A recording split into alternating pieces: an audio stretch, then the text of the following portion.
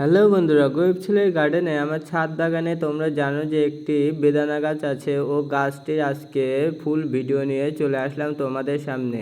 ও ভিডিওটি সম্পূর্ণ দেখার অনুরোধ রইল। চলো আজকে একটি বেদানা পেরে নেওয়া যাক।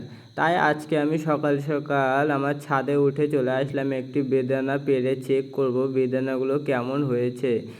বাইরের থেকে তো অনেক সুন্দর লাগছে, অনেকটা লাল হয়ে গেছে। আমি ভাবলাম যে বেদানাটি পেকে গেছে, তাই আজকে পেরে আমি এটাকে খাবো ও চেক করব কেমন হয়েছে ভিতরের অবস্থাটা।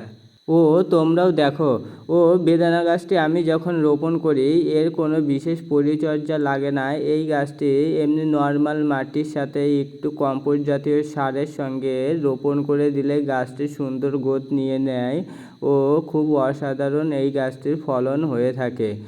তোমরা জানো যে এই গাছটি আমি কেমন করে আমার ছাদে এনেছি। এই গাছটি আমার কেনা গাছ না হলেও আমার বাড়িতে বীজের গাছ থেকেই আমি এটিকে গ্যাপটিং করে আমার ছাদে আমি এনেছি।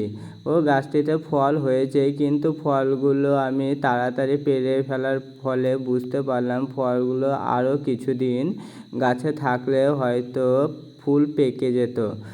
তার আগেই আমি পেরে নিলাম। তাও দেখি কেমন হয়েছে। হালকা সাদা সাদাই আছে, এখনও লাল হয়নি।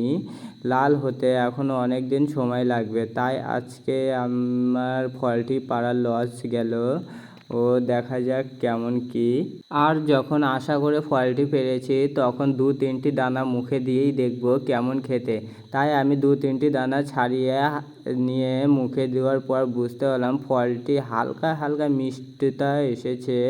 আর কিছুদিন গেলে হয়তো ফলটি একদম পেকে যেত।